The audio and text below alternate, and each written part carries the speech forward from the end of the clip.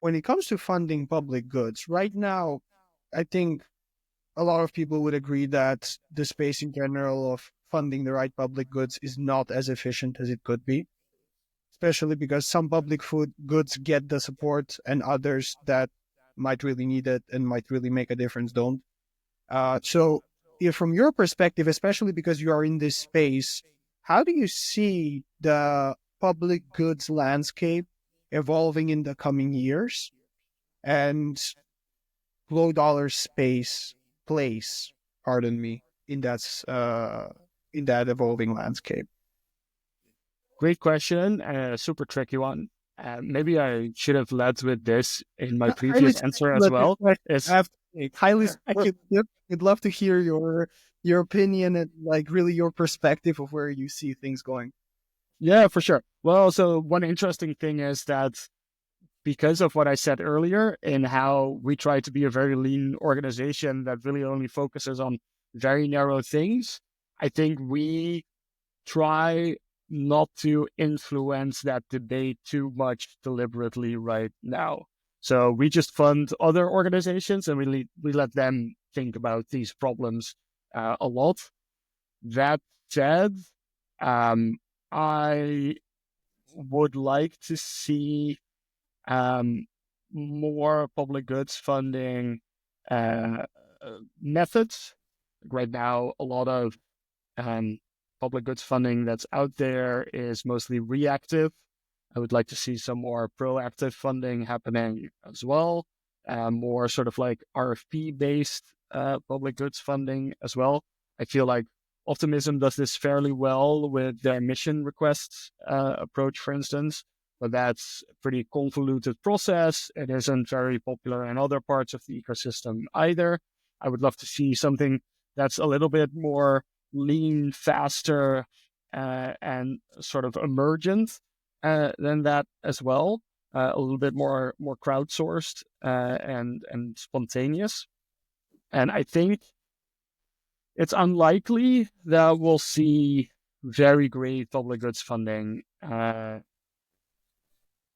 environments emerging automatically.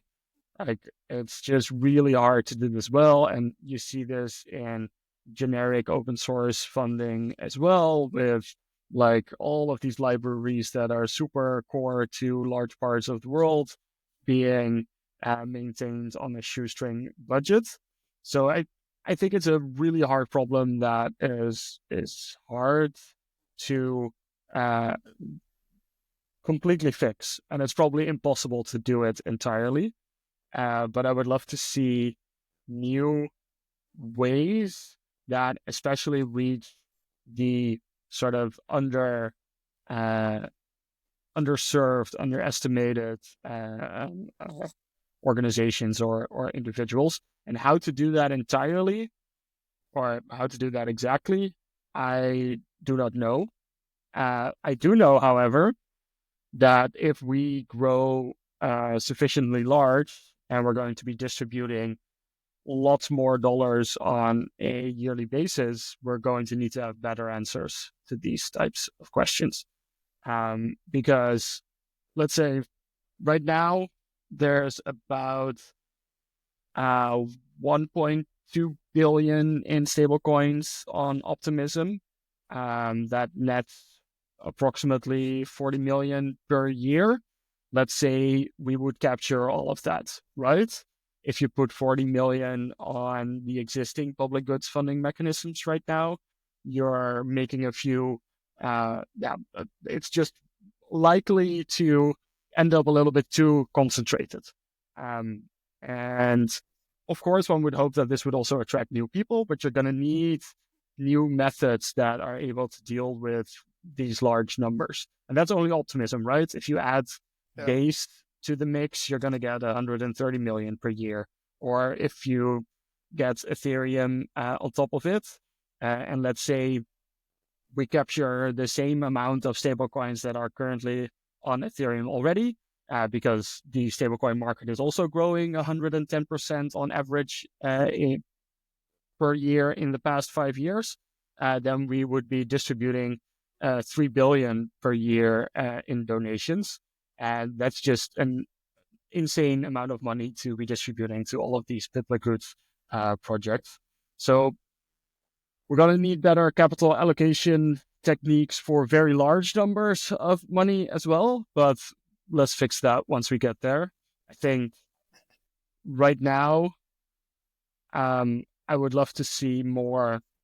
So to summarize, I would love to see more sort of emergent, crowdsourced, sort of RFP-based funding for public goods, similar really to Optimism's mission request, but really stripped down, I would say. Really back to its core with a lot less overhead and maybe almost like, Bountycaster by Lindex C. I think that is a fantastic model, which I would love to see organizations embrace a lot more. And maybe actually in a similar vein is the Scouts game, if you've heard of that. From Kris. And Like the Scout game, right? From Kris Carella. Yeah, exactly. I think that's also a fantastic technique. It doesn't really look like capital allocation yet, but it really has a lot of the same opportunities, I feel.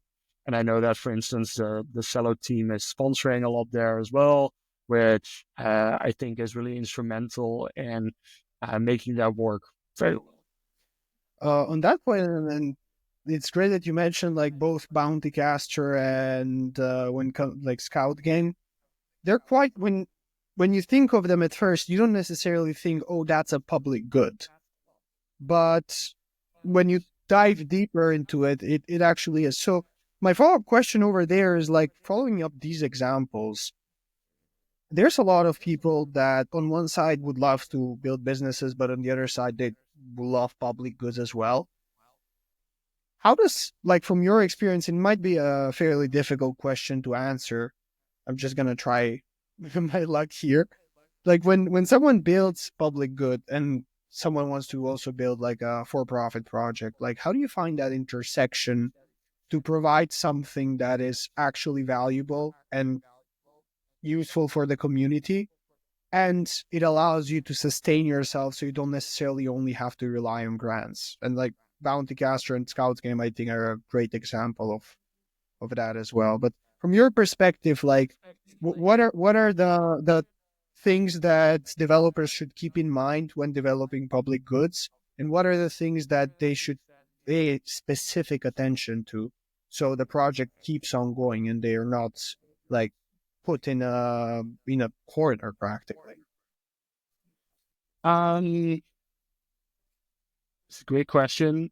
Not sure I have immediate great answers, but I'll try my best.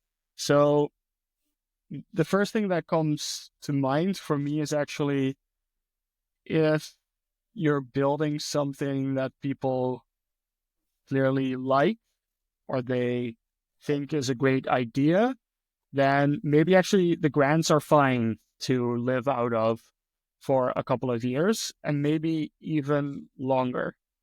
In our case, we're starting to find a framework that might work for us to get recurring funding as well. So we are structured as a nonprofit. We 100% live off of donations. So we also raise through matching funding rounds with periodic funding on Gitcoin or Giveth. But we also have wealthy individuals that donate to us. But increasingly, we're also finding that every chain out there needs to have reliable stablecoins. Our stablecoin is pretty reliable and is starting to get some reputation. And some chains are willing to pay for the privilege of having our stablecoin be on their chain. And this is basically similar to how some open source software is sponsored by large organizations. We sort of first never got that type of donations in, but now almost 2 years in, we're starting to be well known enough that people are willing to do that. And there is a certain quid pro quo element to it in which it's really just a service we're selling, but it's limited because, well, we're not trying to seek a large profit here. It's really just a sort of fixed price model. It's not, we're not trying to extract the most money out of it. I think that's probably something you need to try to find whenever you're building a public goods. Like, try to position yourself as a sort of utility that then certain parties are willing to pay a fair price for, and then experiment with that pricing or experiment with the call to donations. But probably don't try to rush the how do I sustain myself element too quickly, because if you start, you cannot basically demand these types of prices straight away. And it is kind of unfair because for profits they can raise venture capital. That's also selling something, right?